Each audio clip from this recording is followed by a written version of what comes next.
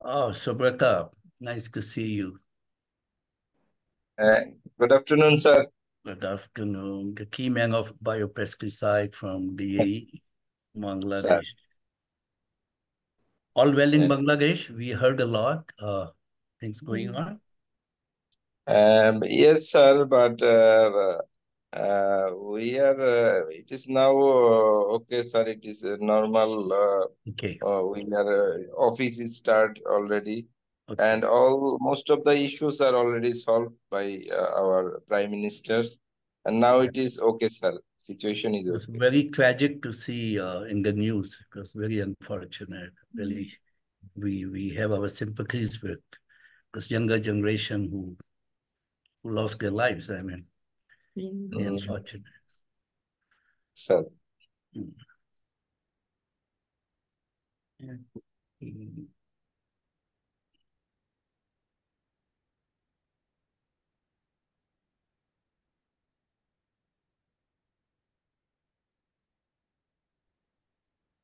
Darshika, we were 1 minute more probably, and Yes, sir. Yeah, we will just wait 1 minute 1 minute. more and we start, I think, because we need to condense a lot within 1 hour.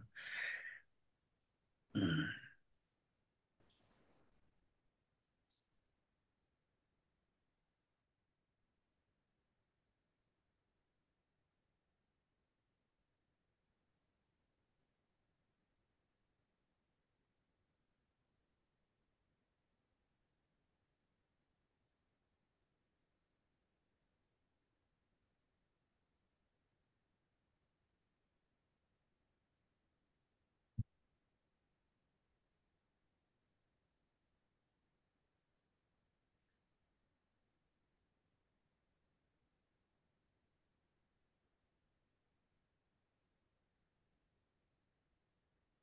I think, should we start, sir? Shall we start, sir? Yeah, please go ahead, Darshika. Okay, so warm welcome to the third gathering of Asia Pacific Biopesticide Committee of Practice. I'm Darshika Senadira from Apari, joining from Sri Lanka. And we have excited to host this impressive gathering of experts from diverse regions across the world. So allow me to give you a quick recap of the community of practice and uh, about the last session. And the APARI completed the project, the Asia pesticide residue mitigation through the promotion of biopesticides and enhancement of trade opportunities from 2020 to 2023. So to ensure the sustainability of this project outcomes, APARI launched the Asia Pacific Biopesticide Community of Practice. So last month, the Community of Practice highlighted the ongoing projects in Africa and Latin America that are similar to those completed by APARI in Asia.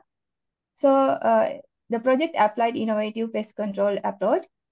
These projects evaluated new methods that replace the final application of chemical pesticides with biopesticides, thereby reducing maximum residue limits in crops. So additionally, we heard a success story from India about the commercialization of entamopathogenic nematodes technology for effective pest control. So that is the recap for the last session. So first, I would like to extend a special welcome to Dr. Richard T. Rausch. And now I would like to invite Dr. Ravi to introduce Dr. Rausch to you all, please. Thank you, Darshika. Well, welcome everyone, and a special welcome to Rick Roche, who is going to be an advisor for our community of practice for the coming months. Rick, as some of you may be knowing him, is a very accomplished entomologist who has his initial education background from University of California, Davis and Berkeley campuses. And he has a cocktail of experiences in research, teaching, extension, regulation, administration, both in US and Australia, while he has worked a lot on Pacific Islands, India, and China also. Now, the key research contributions of Rick has been in slowing down evolution of resistance in insect pests to GM crops and pesticide. And he has accomplished that when he was working at Pennsylvania State University. He has worked in various administrative capacities in US and also in Australia, and also being a member of the Genetic Manipulation Advisory Committee of Australia. Well, and Rick, without losing much time, may I request you to give your opening remarks so that then we have a set of experts, to the distinguished experts we have, we can then take off. Rick, over to you. Thank you, Ravi, for that kind introduction. I think it's a fantastic time to be working on biopesticides. There are many growth opportunities, and there have been some spectacular successes in recent years. I've had the good fortune to work with ABCOP, which is an Australian company founded by growers. While at Penn State, they were doing some work in Brazil, and I was invited to come down and observe some of the work, looking at nuclear polyjosis viruses that they're using.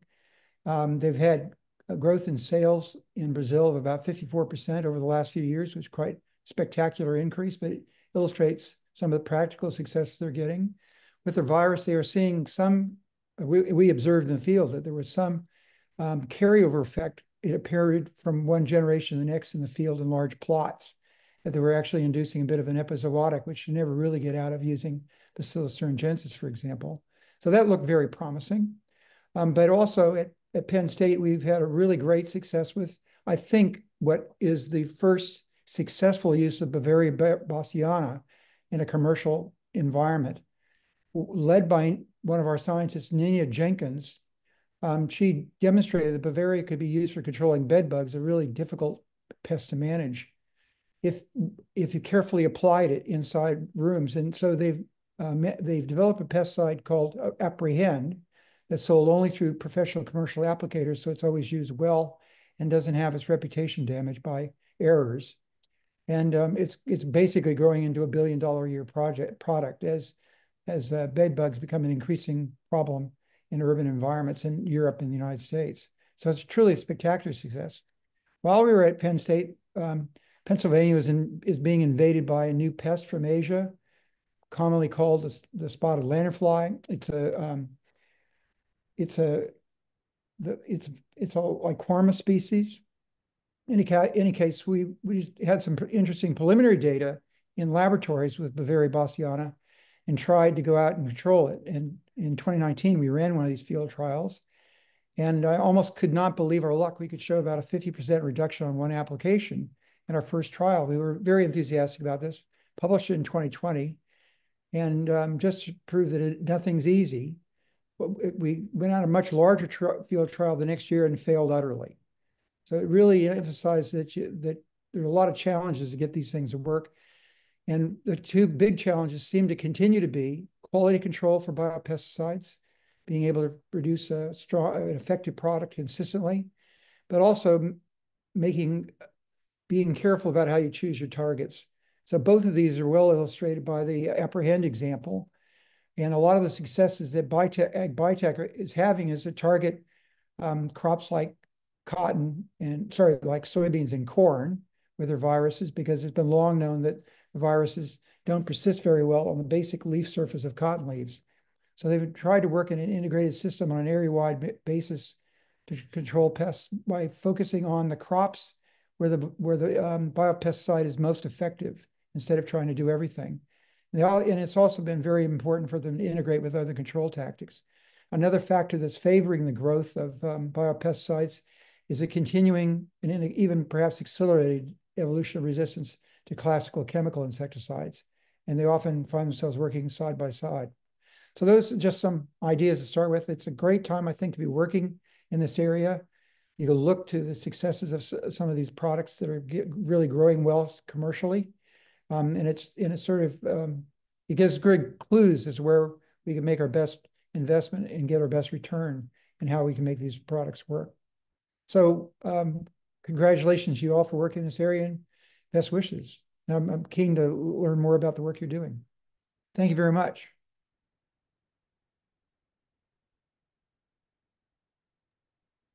Thank you, Dr. Rick. Ravi, Yeah. you're muted. No, sorry. Thanks a lot, Rick, for really opening up with the importance of the biopesticides and a brief on your contributions. Thank you so much. Yeah, Darshika, what next? So we can start the technical sessions. I would like to invite you to moderate and start the technical sessions, please. And Okay, we okay. are I will take happy to it. welcome our speakers, Dr. Malika. Yeah, sure, sir. Yeah. Thank you, Darshika, once again. And friends, we have some very dashing young speakers today. When I see young, I see smile on their faces, I think, which is justified. We have, in fact, that two are my former colleagues from KABI. One is Emma Jenner, Strategic Planning and Operations Manager at KABI. And then Malvika, she's a global team leader, digital tool promotion of KABI in India. Emma is in Switzerland. So now we will be starting with this, what KABI has to say or contribute. And then we'll be moving on to Mr. Mizanur Rahman, who is a senior evaluator, efficacy and safety with Australian Pesticide and Veterinary Medicines Authority. So let me start with Emma. And I think you all know your time, and so that we can make sure that we have a very condensed but very focused discussion and presentation. So Emma, over to you. Sure. Thank you, Ravi, for the introduction. I'll just share my screen here. 1 second. Can you all see the PowerPoint? Yes. Excellent. Good. So yeah, thanks. My name's Emma Jenner, as Ravi just introduced me. I'm the Strategic Planning and Operations Manager for KABI, based out in Switzerland. But as part of that role, I'm also overseeing the development of our KABI Bioprotection Portal. So for those of you who don't know KABI so well, I'll just run through quickly what we are. We're a not-for-profit intergovernmental organization. We've established ourselves with a UN-level treaty agreement. We have 49 member countries, and these countries all have an equal role in our governance, our strategic direction, our strategy, and so on. We are very global. We have over 450 staff across 11 major operations, and we have, in addition, other smaller offices in other countries as well. And our main focus of work is addressing issues of global concern, such as food security, food safety, and we do this through research. We have a big branch of KABI that does research and publishes a lot in this field, and we do a lot of international development work as well. And the other half of KABI is involved in publishing. So we have always been a major publisher of scientific information, books, ebooks, and more recently, online information resources and digital tools. And so one of these digital tools is what I would like to talk to you about today, and that's the Bioprotection Portal. And the reason we decided to develop this tool is because in a lot of our work and programs, we are noticing that the advisory service providers, as well as growers, have a lack of knowledge and or awareness about biocontrol products and how to use them. And so in many countries, even though biological products might be registered, they might not always be recommended to growers because the advisors don't know they exist or they don't know how to use them. And so while we see that the market is growing globally, there is a lack of information and knowledge, which is hindering its uptake in many countries. And so the portal has been developed to tackle this problem and to support growers and advisors with the information they need. So the portal has two main facets to it. First of all, is it's a free online search tool. So users can use it to find what products are available and registered in their country against specific pests and crops. And also what we try to do with the portal is also provide information to our users who are maybe new to biocontrol. So we have information on what biocontrol is, what the types of products are, how to use them. We have pest and crop guides as well. So it's really trying to be the go-to resource for bioprotection. Our main user groups are growers and advisors. Obviously, as I was mentioning, they need this information if they're trying to phase out the use of chemicals to meet market standards or to to be able to reach new markets. Then they need to know what products are available and how to use them, and also where to get them from. National authorities also have an interest in the tool because they can also find out from neighboring countries what products are registered and get some insights into how to register certain products in their own country. And of course, biocontrol manufacturers, we're listing all of the products on the portal, and so they have a vested interest because this is where they can find potential new customers. So I'll dive into how it works. Actually, what I might do is do a live demo. I had put this as backup in case it didn't work, but what I'll do is I'll go straight to the website. So if you see here, and you can go to this site now. So it's bioprotectionportal.com, and you can play around as I'm talking if you like. So this is the homepage, and I'll go straight into the search here. So a user can type in their country. So for example, Kenya, then they can put their occupation in. This doesn't influence the results, but it helps us to see who's using the site and to assess, and be able to report back to donors, for example. Then you can enter in your crop here, tomato. Then you can enter a pest if you wish, or you can just search for crop, or you can search for pest alone, whichever you wish. So if I hit search, what this will do, it will bring up all of the registered products in Kenya that can be used on tomato. So there are 22. And here you can see a link to where we get the data from. And what we do is we always reach out to the national regulatory authority in the country before we load up their data. So in Kenya, they were the first ones actually to come on board. We reached out to them, we explained what we were doing, and we asked for permission to display their data on our site. And so this is what we do for every country on the portal. And so you can see here all of the products listed for tomato. And if you dive into this one, you get more information about what it is. You get basic information that comes from the regulatory documentation. And then we also have distributor details. So COPIT is actually a member of the portal. I can explain a bit more about that later. And they have certain advantages. So they can also include a link out to their website so that users can actually contact them directly to get the product. We have a link out to their product fact sheet. And there's also additional information here so that users at a glance can see what the product specifications are. As you go down, you can also see other permitted uses. You can see that that for tomato, it's allowed for use on Tutor absoluta. You can also search for other crops and other pests that this product can be used on in case a grower wants to purchase this product and has other crops on their farm. Here we have links out to our resources area. So if someone wants to know more about what the semiochemicals are, because this product here is a semiochemical, they can link out to the resources area and learn more about those products.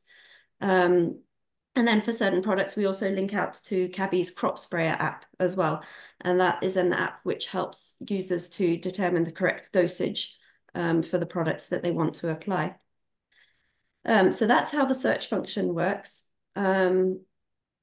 And then if I go back to the homepage, we can also explore a little bit about what else the site has. So we have, as I mentioned earlier, this hub of information. And this is here.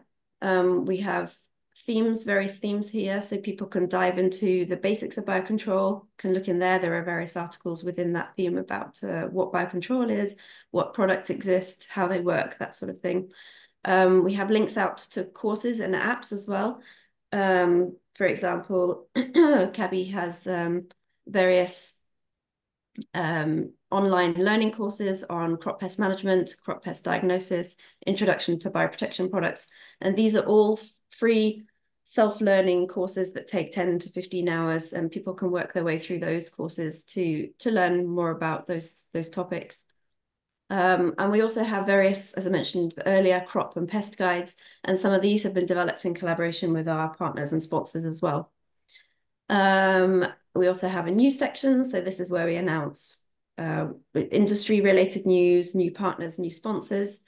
I'll take you quickly to the members page because this is what underlies our sustainability model. because obviously we need to get funding to make this work. It's a huge amount of effort to get the data and to format it and to filter out the chemicals, get the biologicals up there, and also contact our partners for information. So we have various member categories. We receive funding from various governmental agencies. We have biocontrol manufacturers on board as partners, and they pay fees depending on their annual turnover of biological sales. And we have various sponsors as well on board who are also private sector, but non-partners, also with a vested interest. So you can see here, these are the logos of all of our partners and sponsors currently at the moment. We also have associates, of which APARI is one. And these are non-paying organizations that are on board because they have a vested interest in what we're doing. And also we can utilize networks and communication pathways, channels for promoting the portal as well and encouraging its uptake. And then I will just show you one more thing before I hand over to Malvika, because I mentioned that we're in several countries. This map shows the countries where the portal is live. So we have 45 countries live at the moment, and we have another 2 or 3 planned for the rest of this year. This is obviously ongoing, but the more countries we add, of course, the more workload we have. So the rate of which we're adding countries is slowing, but we're still reaching out to new countries.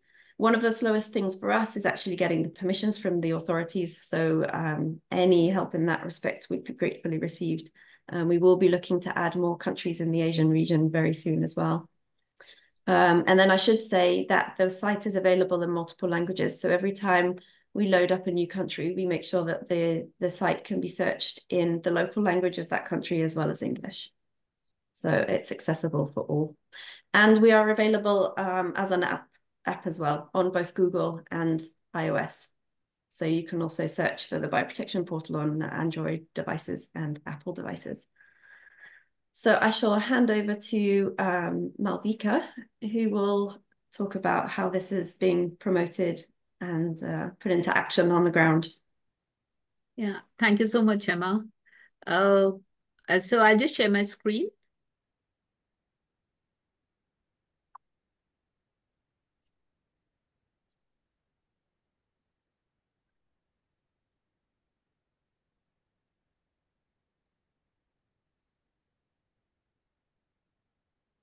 I hope you're able to see my screen now. It's coming, not yet.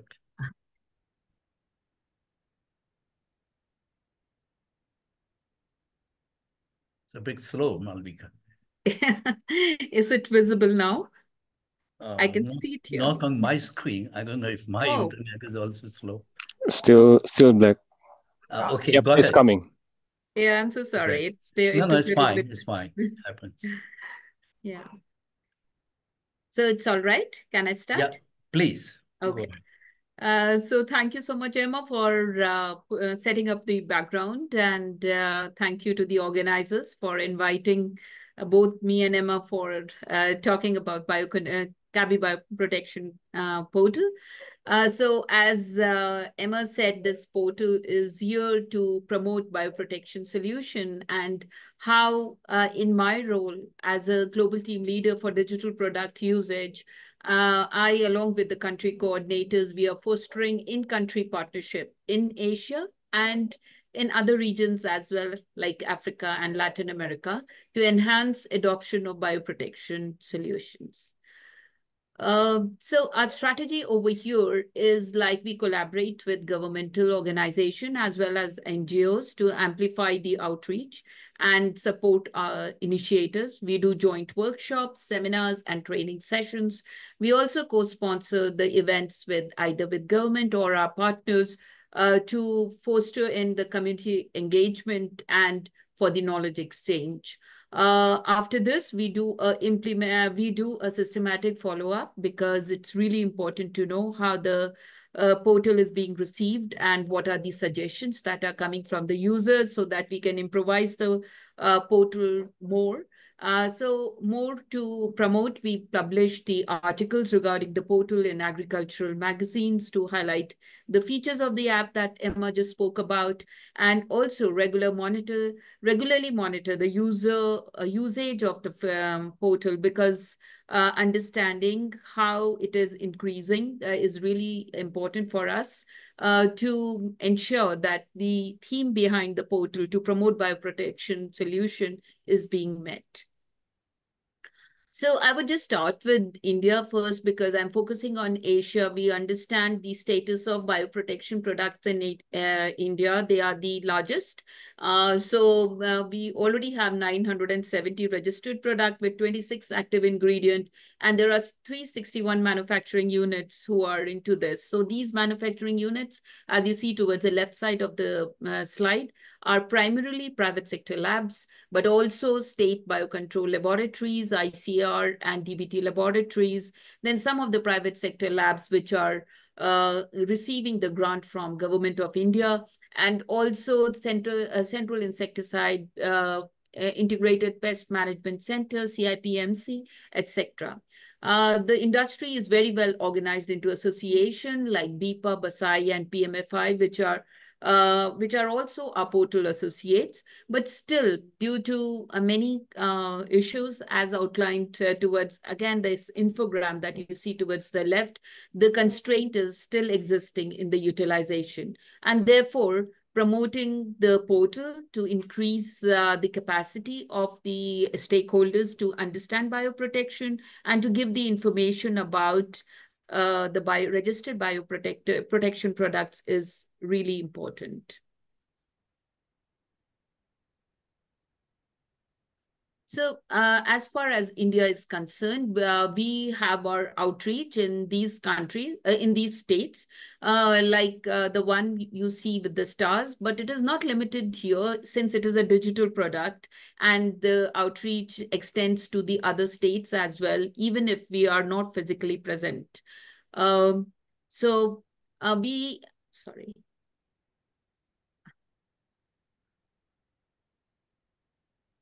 In these states, which are 5 in number, Andhra Pradesh, Telangana, Maharashtra, Rajasthan, and West Bengal, we are having direct approach, like we do the face-to-face workshops, and again, making or getting these people into a group. We also promote through social medias like WhatsApp, print medias, etc.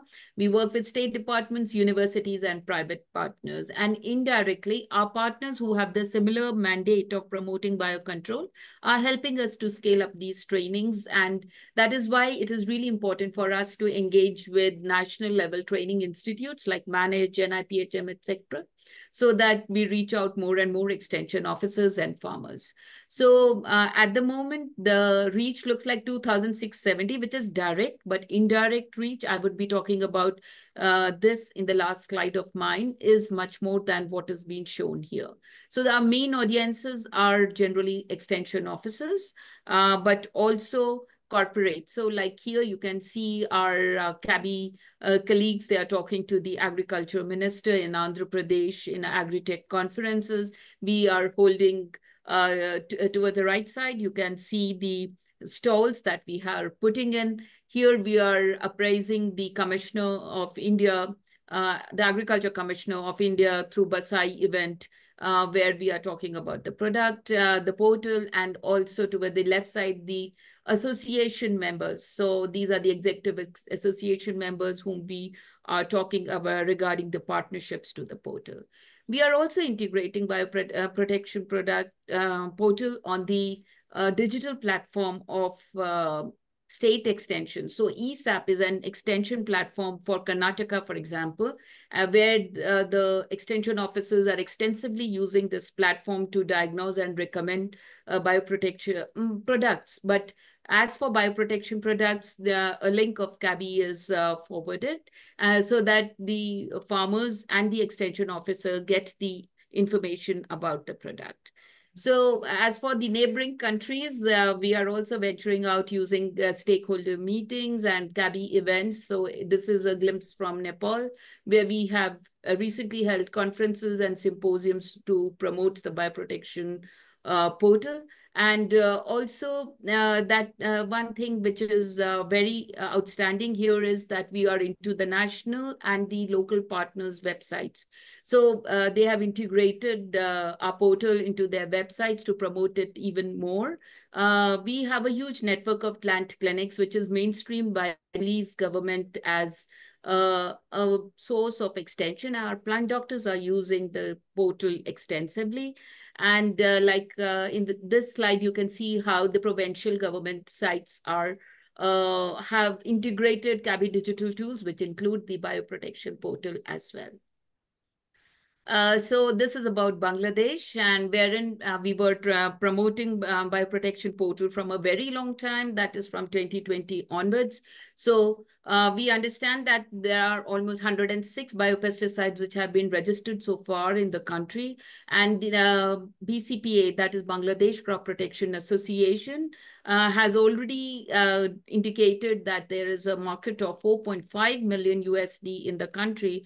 But at the currently, only 50% of the market demand is being met by the local manufacturers. In whatever way, the Department of Agriculture Extension is highly cooperative with CABI, and we have promoted the bioprotection portal in 64 districts. That is altogether the 64 districts. We have trained the master trainers who are cascading this training down to the SAAO level. We are also working with biggest NGO, that is BRAC, and also Syngenta Foundation for Sustainable Agriculture, who are working towards climate smart agriculture. Hence, they are promoting the practices which are adapted for climate change, and they find bioprotection portal to be very important in such actions, and they have integrated this in their promotional activities and their programs. We are also working with private sector in Bangladesh, like East West Seed, wherein they are providing agricultural bioprotection solutions, information regarding that in the country. So we are working with their employees, agro dealers, agricultural product retailers in the supply chain. Very nice thing in Bangladesh is that the Director General of DAE has issued the directives to promote the bioprotection portal along with the CABI digital tools throughout the country through the extension offices. So this is very encouraging for us. As for Sri Lanka, we are working with Department of Agriculture and Provincial Department of Agriculture. We have an extensive network of plant clinics in the country, and our plant doctors are using CABI Bioprotection Portal to give information about the products. Right now, the range of the products are not too much, but still, NAICC of DOA has organized a workshop recently to promote the tool. We have also worked with School of Agriculture in Sri Lanka, and we have promoted the tool in a promotional event over there. So this is the last slide of mine, which shows towards the left side, you can see the intensity of the color is showing the number of the products which are available on the portal. But towards the right side, you would see that the orange section shows the outreach of our portal to stakeholders. So you can see in countries like India, Sri Lanka, Malaysia, and Bangladesh, it looks too high because we are promoting very, very actively over there. We have a dedicated digital coordinator who's promoting the tool to get the information about the products to the stakeholders. And hence you see, like in India, for example, right now our reach is almost 10,675 stakeholders who understand about CABI Bioprotection Portal and are trying to access the information. So we expect the range of the products will go higher in the portal, and hence because we see that there is a lot of need amongst the stakeholders to get this information on board, and hence the portal popularity would be definitely increased with time. So thank you so much for your attention. I'd be happy to answer any questions that you might have. Thank you, Malvika. Thank you, Emma. I think you both have jointly set the stage. And Emma gave a beautiful account of what the portal is and how it can be used. And then Malvika, you really said how you are actually using it in the field with an example from Asia. Now, we will keep the question and answer session after we listen to next speaker so that we can spend all the time for discussion afterwards. And thank you both of you for this very, very important presentation. Okay, now may I request Mr. Mizanur Rahman to speak on his topic on the Australian perspective on the efficacy considerations of biopesticide in IPM. Mr. Rahman. Thanks, Ravi, and I hope that you can hear me well. I'm just sharing my screen.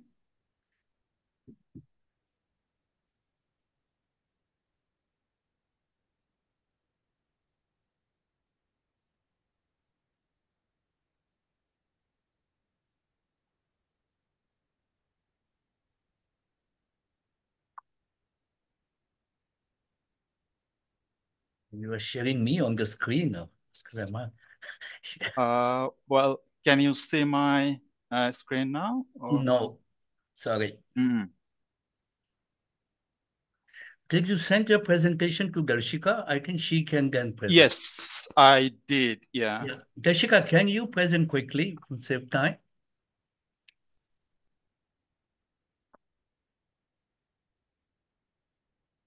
That will be great. Thanks. Sure.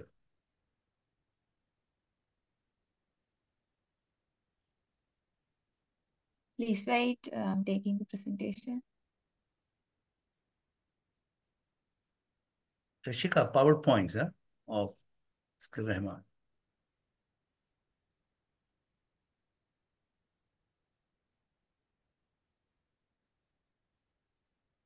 Yeah, there you are.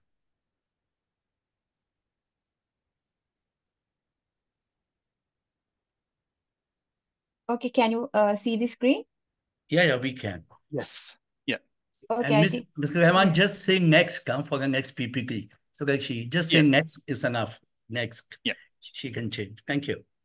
Please. Yeah. Thanks, Ravi, and thanks, Darshika, as well. So, hello and good afternoon from Australia. So, first, I would like to begin by acknowledging the traditional custodian of Australia and their continuing land and sea, water, environment, and community. And I would like to pay my respect to elder past and present. Now, seeing my first slide, I'm sure that you got an indication about the topic that I'm going to present. However, the thing missing here is why I'm going to talk about these things. And considering the diversity of the audience, I would like to give you a brief outline first. So I'm sure the people who are attending this meeting and listening this presentation directly or indirectly involved with the farming industry. And before working in APVMA, I also used to work in agronomic space in the horticulture industry, specifically in predatory cropping situation, and work very closely with growers and farmers. And from my experience, the growers and farmers, they depend heavily on the synthetic pesticide to control their pests and the diseases. And it is important to emphasize that the synthetic pesticide are and will remain a vital component of the crop protection system when you apply it appropriately. However, their uses can be associated with some level of risk, and the risk related to human health, environment, trade, or pest resistance. Plus, the strategy took by the European Commission, namely farm to fork strategy, which is at the heart of the European Green Deal. And at the past part of the strategy, the European Unions, they aim to reduce the chemical pesticide as well as the more hazardous pesticide by 50% by 2030. Now, you may think and you may ask that what is the consequence if the European Union changes their strategy in the European countries, then how will be affected in the other part of the world? But if you think strategically, you'll see the giant agrochemical companies, they're either based in Europe or in US. So therefore, if there is a significant changes in their strategy or the region or the countries, that will affect the entire supply chain, including the research and development portfolio. And when we are talking, if you just search in the Google, you'll see most of the companies, they already double up or triple up their research and investment for biological or biopesticide. So we undoubtedly experience their effect in the other part of the world. And therefore, the emergence of biopesticides is generating strong interest in their use in integrated pest management system in the recent years, simply because they valued not only in respect to IPM system, but also in terms of social acceptability and the environmental stewardship. Nevertheless, there are a number of challenges also associated with biopesticide. There are some challenges that are relevant to research and development. There are some challenges that are related to supply chain, the grower knowledge and understanding, and some of the challenges that are related to regulatory. Mr. Rahman, sorry. I'm sorry for intervening. I think your PPTs are not being changed. Or there's a problem. So it will change shortly. So, okay, I thought you were speaking. There should be more PPTs coming. Fine. Yeah. Thank you. I'm sorry. So there are some challenges related to the regulatory and the registration pathway as well. And therefore, I'm here to present the proposed idea and the concept that we develop or we are currently developing and share our thought with you. Moreover, we also like to listen from your feedback and your suggestions that are equivalently important for us. So I'll come back to this point, but let's have a look at the general overview about APVMA. Next slide, please. So the APVMA, the Australian Pesticides and the Veterinary Medicine Authority, is the Australian government regulator, and it's an independent authority responsible for assessing and registering agricultural and veterinary chemicals that proposed to supply and use in Australia and control up to including the point of retail sale. So just to simplify the last point, so before the agricultural chemical product can be legally sold, supplied or used in Australia, the product must be evaluated and registered by the APVMA. And we regulate up to the point of retail sale. We are not the only regulator in Australia. The state and the territory governments are also responsible for controlling the use of these chemicals.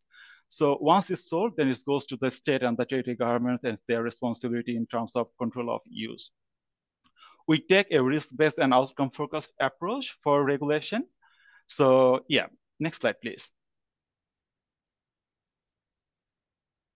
So the centerpiece of our legislation is the Agricultural and Veterinary Chemical Code Act 1994.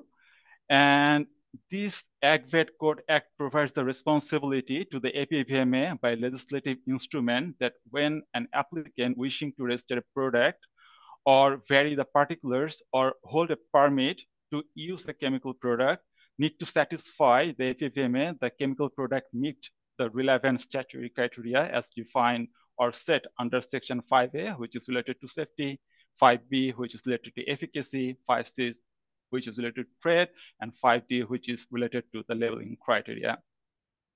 And we also have science-based and the risk assessment, and the key risk areas are chemistry, health and toxicology, residue and trade, environment, and efficacy and safety. So I work in the efficacy and safety. So one of our key tasks is the efficacy and safety assessment. When the product is used in accordance with the label instruction, it will be effective as per label claim, and its application to the target crop will not cause any unintended adverse effect. Plus, we are also involved in the collaboration with domestic and the overseas regulator to promote cooperation, coordination on ongoing and emerging matters related to efficacy and safety. So that's pretty much a summary about APVMA and how things work in APVMA. Now, I'll go back to the main point, which is the efficacy consideration of biopesticide in integrated pest management system. So now I'll be a bit explaining about the integrated pest management system. So next slide, please. So there are slightly different definition exists. So I put a definition in here, which is it's a dynamic process that uses an ecological system approach to pest management that relies on a combination of techniques given economic, environment, and the social consideration. And I also put an picture in here just to portray the key principles and the component which is related to IPM. The first one is the step one, which is the identification and the understanding about pest. The second one is the prevention, like crop protection, pest resistance variety, pest-free propagation materials like this. Step three, which is monitoring and access through crop monitoring, pest prediction, yellow sticky trap, and pheromone traps. Then the intervention, which could be a cultural, physical, biological, or chemical intervention. Step 5 is the evaluation and planning, so that you can review, think, and consult and adopt. And again, step 1. So this is how things work. So it's not like you identified a pest and start intervention like using things. So this is how the entire system works, just to give everyone an indication that what we mean by integrated pest management system. So next slide, please. So one of the component is integrated pest management system is the biologicals. So how we define these things. So for the definition, so the APFMA defines biopesticide as a biological chemical product where the active constituents is derived from a living organisms, could be plant, animal, microorganism with or without modification. So you may notice that I put APFMA defines simply because there is no globally agreed definition for biopesticide. Not only that, but also there is no globally agreed term for biopesticides. So there are different terminologies exist, like biologicals, biocontrol, bioprotection, and etc. So just to explain these things as well. And from Australian perspective, the biological control agent, which is the predatory mite, insects, the macroscopic parasites that are excluded, the biopesticide that only makes claim for the performance that fall within the definition of agricultural chemical product, that will be considered that need to be registered by APFMA and fulfill the definition. So yeah, that pretty much about the biopesticides, and we have categorized 4 different groups. So I'll go next slide, please. So the first group is the biologically derived chemicals, which indirectly toxic or modifying effect on the targeted species. So it could be semiochemicals, pheromones, hormones, things. Group 2, which is unpurified or partially purified extract derived from plant or other organisms, including oils and other extract. Group 3, which is the product referred as a microbial agent, including naturally occurring microorganisms like bacteria, fungi, virus, etc. And group 4, the genetic manipulation technology has opened the possibility for novel pesticide being produced within a plant by introducing gene that not normally found in the plant. So like interference RNA, double standard RNA, mRNA. So there are a lot of discussion going on that.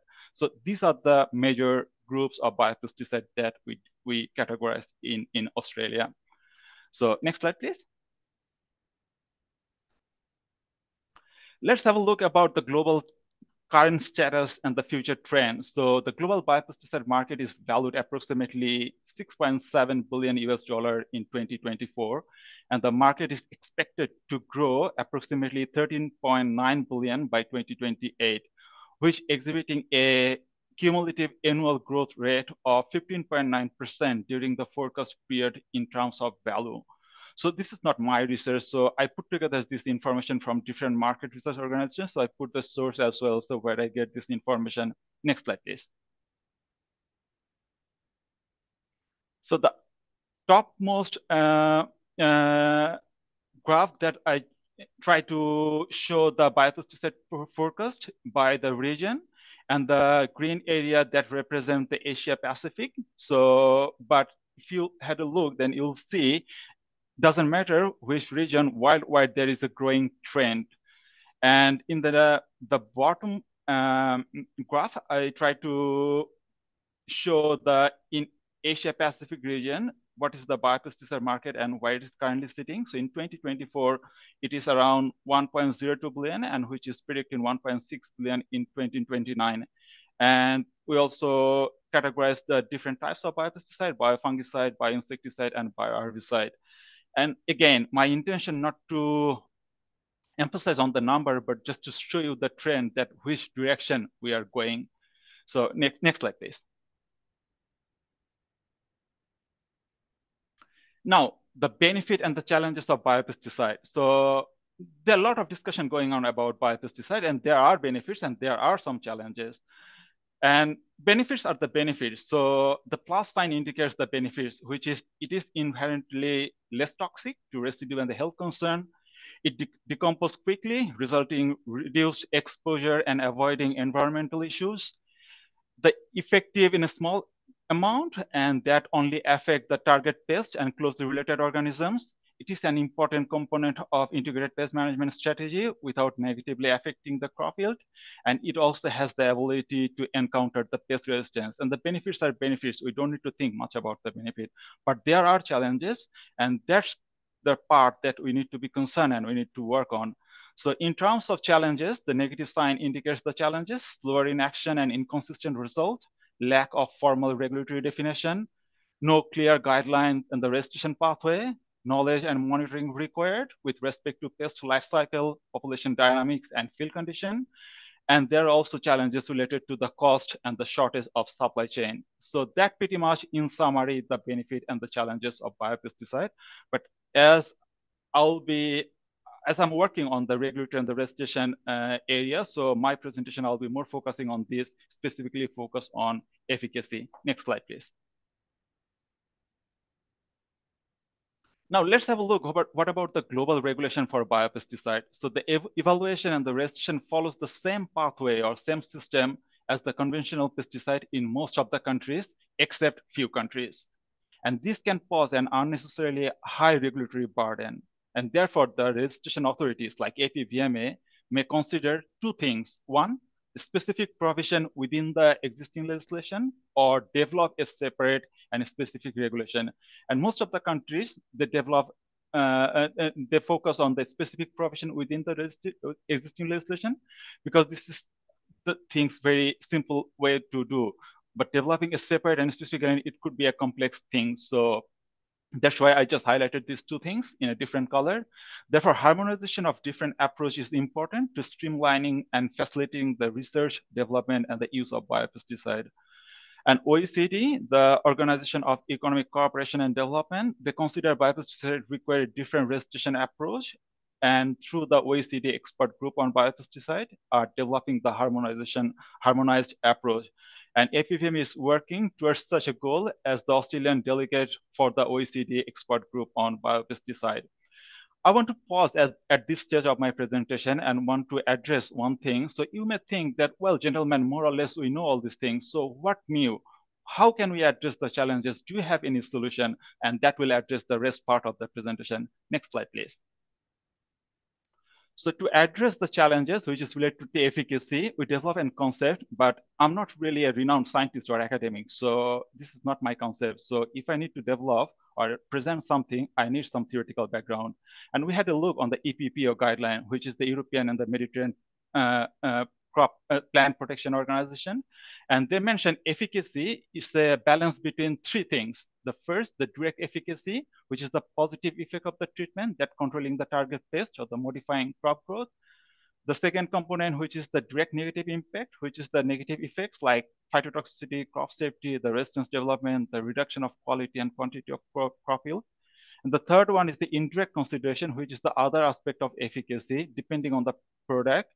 Either could be positive or negative, which includes the effects on non-targeting pests, the length of time is continued to be effective, the use of use, the compatibility with other cultural practice, and the crop protection measures. So this is the theoretical background which can be acceptable as the efficacy. And based on this, we are proposing something. So that will be in the next slide. Next slide, please. So, and now question is, so this is the proposed idea that what extent the current regulation adequately captured this efficacy and safety of biopesticides. So for addressing the direct efficacy or effectiveness, we propose two approaches. One is tier approach, which is the appropriate measure, and the system approach, which is specific role of the biopesticide integrated with other pest management measure in managing particular pest. I'll explain later slide what I meant by tiered approach and what I meant by system approach. The direct negative impact, which will be the appropriate standard for assessing crop safety, and the indirect consideration, which particularly like the potential benefit like IPM compatibility, sustainable crop protection, low human health, and the environmental risk. But again, I think you need to address one more thing, which is it depends on the legislation that what are the things that we can consider and what are the things we may consider, but we don't really have the legislative basis for this. Next slide, please. So this is the proposed idea for tier approach. So you can see there are two different tier. One is for control and one for suppression. So when an average, we can see 80 to 100% efficacy across the trial in the relevant measure. And this is consistent efficacy to control certain pests when the product will be applied in accordance with the label direction. As defined by commercial standard and expectation in the market, then it will be considered as a control.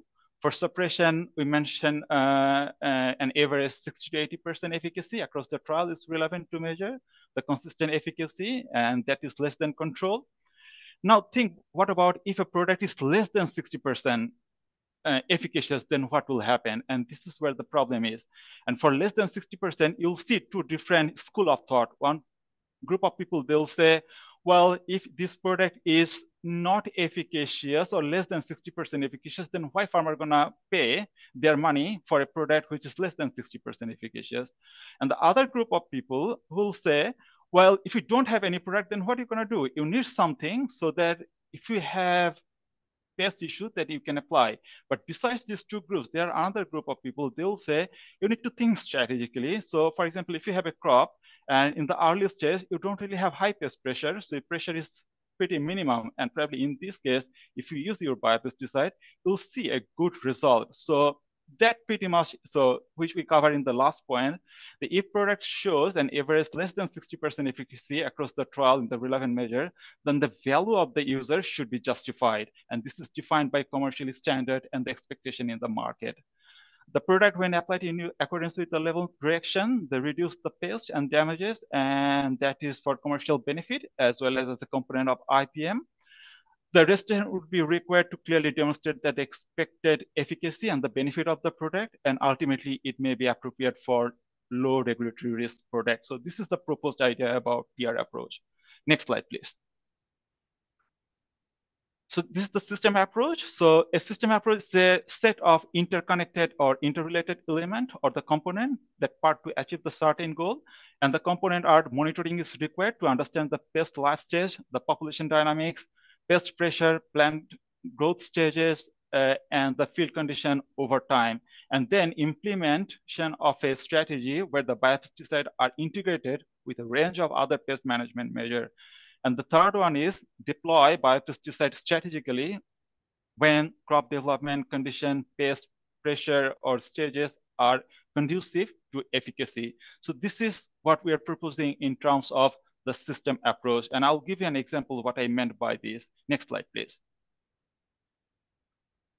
So this is an example that I captured from GRDC. GRDC is the Grain Research and Development Corporation. So there are two situations. In one situation, you can see DBM, which is diamond backmoth in canola. In other situation, we have diamond backmoth with Helicoverpa. And we have two different crop growth stages. One is pre-flowering and the other one is flowering when the grain fill. And if you have a pest, the monitoring is important. And when you see it is below economic injury level, which is ET, then probably you don't need to do anything. But when it's above the economic injury level, and this is the time when you need to apply the product. And in pre-flowering, you can apply BTK, which is a Bacillus thuringiensis product, but you need to continue monitor from pre-flowering to post-flowering or flowering to grain fill, where you see if there is a pest and still, which is diamond black moth, and if it is above the economic injury level, you might need to combine the Bacillus thuringiensis with other IPM-friendly product to get a good control. So this is what I try to explain in system approach. So I'm just concerned about time. Yeah. So Rahman, can you kindly conclude? I'm so sorry for intervening. Yes. I apologize. Yes. No, sorry. Yeah, that's all right. So next slide, please. So the indirect consideration, which is the other benefits, potential benefit, like IPM compatibility, the sustainable crop production, low human health and environmental risk. And again, these are the very qualitative things. So how to quantify them and how to consider them in the efficacy and safety assessment, that is the another part, and how the direct efficacy and the negative impact and the indirect benefits that need to be integrated in the efficacy and safety assessment. So that's the other challenges that we haven't sorted out, but still we are working on this. Next slide, please. So to conclude, biopesticide is generating strong interest in the recent years due to their social acceptability, IPM approach to productivity and fostering the environmental stewardship. And APPM is aims to work with the stakeholders nationally and internationally to streamline biopesticide regulation. They acknowledge the broader benefit of this product in crop protection system. Next slide, please. And we are exploring an integrated approach, which is the direct efficacy, the direct negative impact, and the indirect benefit to address the challenges of efficacy. And the potential solution could be the tiered approach and the system approach, but there are challenges in terms of quantifying the indirect potential benefit. Next slide, please. So that pretty much, so more than happy. So this is the contact information for future information, collaboration, if you have anything that we can work together. So more than happy to communicate and to work with you if you are interested to work on this space. Next slide. So I think that pretty much. So that pretty much about my presentation, and an apology from my side again, not to finish on time, and thank you. Thank you so much. Thank you so much, Ms. It was a very comprehensive presentation. I think we got a clear insight, a bit of novel ideas on efficacy and safety, and also the global scenario. You have increased the importance of the KABI bioprotection portal, saying that from 6 point some billion, the business in 4 years will be 12 point some billion. It's going to double. I think that will really highlight how KABI has to cope up with all the things to be more updated. I think that's the only linkage I found between the two presentations. But friends, we don't have much time for discussion, but I would like to still open it for some very quick or brief questions if anyone has, or any comment. Sir, may I Yeah, add? Subrata. Hello. Yeah. So thank you for very nice meeting. The discussed matters are very relevant for biopromotion or biopesticide promotion activities, especially from Emma, Dr. Emma presents the KABI bioprotection portal. It is very important, and actually a lot of things I know today first time because it's we can get much more benefit from these tools, and from Malavika Chaudhary is also well known to us, and he is working with our authority. And finally, from Mizanur Rahman presentations, we learned a lot. And some issues are uncommon to me. That is in the biopesticides categorizations.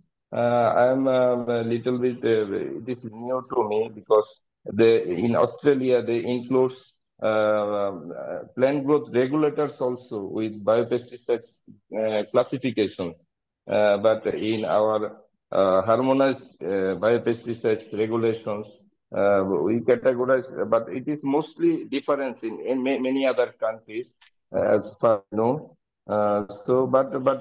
Their efficacy related issues, it is very important, and we are also thinking so, because in biopesticide it is less efficacy than the chemical pesticides. So thank you all, and please, sir, if it is possible to share the PPT of Mizanur Rahman with all of us. Thank you. We will, Subrata. Thank you. I see two more hands up quickly. Dr. Rida Shibli from Arenina, Jordan. Well, thank you. Actually, I would like to express my thanks to APARI for really raising this issue through the series of webinars and those discussions on biopesticides and bioprotection. And actually, in Arenina, we are really highly interested. And so today, with the KABI bioprotection portal, I will be contacting KABI, and I would like to really give the different institutions and countries in the NENA region and under the umbrella of Arenina to be in contact and to really benefit and partner with the different activities you will be having. So thank you so much. Thank you, Rida. I will send you the details of Emma and email IDs of Emma and Malvika. And I think they will benefit from your large coverage of Northeast Asia and North Africa. So that will be good for Kabi. Yeah, then I have one Venkata Parthasarthi for a quick question. Yeah, I have a short question to Kabi and also to your organization. As Mr. Rehman mentioned about the dsRNA and new technologies, which are not chemical but also not genetically modified, but kind of biopesticides. So, how does Kabi look into this type of pesticides? Like, do you think they can be biopesticides, or what is your stand on these type of new technologies? Thank you. Yeah. Emma and Malvika, you are challenged. Oh, that's a highly technical one for me. Malvi, could you? So I think for the Kabi Bioprotection Portal, we are presently thinking to include only microbials or the biopesticides when they are registered in the country. For example, in India, we have only microbial biopesticide registered and not pheromones. But in Bangladesh, both pheromone and biopesticides, microbial biopesticides are registered. So we solely go by the list of registered biopesticide in the country. So that can be the quick answer, but we can talk more a little later. Thank you, Malvika. Yeah, Dr. Mahinder Prashar. Yeah, thank you very much for the invite first. And the second is that it was great of Apari, Dr. Khetrapal, to have such a wonderful discussion on IPM. So my comment is that the group 4 major group of biopesticide, which Rahman covered, deals with genetically modified organism as pesticides. This is very interesting. But I just wanted to know whether we are facing the same obstacles in registering such products as we are doing for GMO crops, or they are a little bit, relaxed. Am I clear, or should I? Yeah, you are quite clear. Mr. Rahman, would you like to answer? You would like. Well, thanks. I mean, well, in Australia, so we have OGTR, so this is the organization who mainly deal with the genetically modified crops and pests, but from pesticide perspective. So yes, if any living organism which is genetically modified, and there are a lot of discussion currently going on in terms of interference RNA, double stranded RNA, and mRNA as well, and we're currently exploring and we're currently learning as well. And I think there are a couple of products being registered in US, so we are working very closely with US EPA as well, that how things work in US. And so far we didn't really receive from pesticide perspective any application yet. So, but that can be considered as a biological pesticide from Australian perspective. And whenever we receive an application, we'll go through and we'll assess, then we'll learn more. So currently, probably we don't really have any application, but this is an area that a lot of research and development going on. So yeah, that's pretty much that I can say right at this moment. Thanks. Thank you very much. Thank you. Yeah, thank you, Rahman. Rick, can you throw some light on this question of also what to supplement what Mr. Rahman has said, you having worked with the Genetic Manipulation Advisory Committee in Australia? I think people are referring to RNAi. Is that what the kinds of, it's really RNA interference. So you apply RNAs that are the reverse of the ones that are normally produced by the organism. And so you get improper binding, and so you get interference technology. So there's a lot of work being done on this to make basically RNAi pesticides. They'll probably not be regulated as strongly as GM crops are. I hope not, because they really don't have much of a lifespan in the field. And once you get to about 32 bases, you've got something that's such a unique signature, it's unlikely to affect on targets.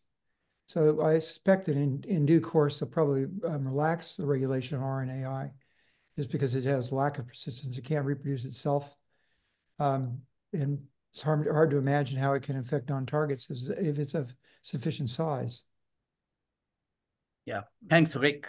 Well, what I see is the presentation by Rahman has thrown many new perspectives, in the biopesticide regulation, especially with the idea of systems and clear approach, because we had been following one of this approach and trying to harmonize the regulation where we had to be very comprehensive, which we had not been listening to him. So we will have a small group meeting in a small group, Rahman, to discuss with you on the work done by STDF, WTO in Asia, Africa, and in Latin America. Latin America is going on. Africa just finished. We finished a few months back. So I think what you said, it really needs a discussion in this group very clearly. And we would like you to present that in that meeting so that there can be some midterm corrections in the work going on, especially in Latin America. I have not much time to really say right now because we have shooted 10 minutes over time. But I would like to say to Emma and Malvika, first of all, a big thank you for really bringing up such a nice portal in the knowledge of number of people. Of course, it's popular, but it has to be more popular. It's not only it has to be popular, it has to be more populated. You still need to add a lot of information. And you need to really tell us in a party, because we work across Asia and the Pacific, the specific countries where you may like this portal to be really accepted, adopted by the government, by the legislation, to see how we can help KEBI in that aspect. And I think this is not exactly the time to discuss. We can have a separate call at your convenience and just see exactly how we can. And in all the programs of APARI which we have across Asia, like we just came from Laos, we just started the World Bank sponsored SPS project there last week only. So, I mean, I was thinking of KEBI there, that those are the occasions, those are the, like platforms, for example, whatever workshop activity we do, we can involve you, maybe online, so that you have a direct contact. Then we have a physically we are there, we can push it forward. So please feel free to approach APARI, and KEBI is a very important member of APARI also. Also, I'm an ex-employee of KEBI. So I think we need to really push the biopesticide thing as much as feasible. And please be in touch with me. Sorry, Rick, are you raising hand? Yeah, if I may. I thought the discussion about definitions that we heard for efficacy and so forth is pretty straightforward and sounds pretty good. I think I suggest that probably historically and still now, the big challenge is not defining what the levels of efficacy would be, but measuring them, figuring out an objective agreed strategies for measuring how effective things are. It will probably be the sticking point. And it's really one for us to turn our creative attentions to. Yeah, no, I quite agree with you. In fact, a lot of new things Mr. Rahman brought out. And when he defined IPM, he actually meant EPM, because he had the ecological concept in the IPM. And what we call EPM, he said it under the banner of IPM. Because we had worked on the EPM in KEBI with the Unilever project on tea in Assam a couple of years ago. And that was the thing we followed. But I think we need some side meetings to discuss some very basic things, And Mr. Rahman, I think we'll be talking to you more. And there's a lot for discussion and a lot for arguing also with your concepts and all, and your definition, if you're going by. Yeah. Thanks for that. Yeah, more than happy to be engaged. Yeah, feel free to contact. I'll try from my side as well to cooperate and to consider all these things. Thank you.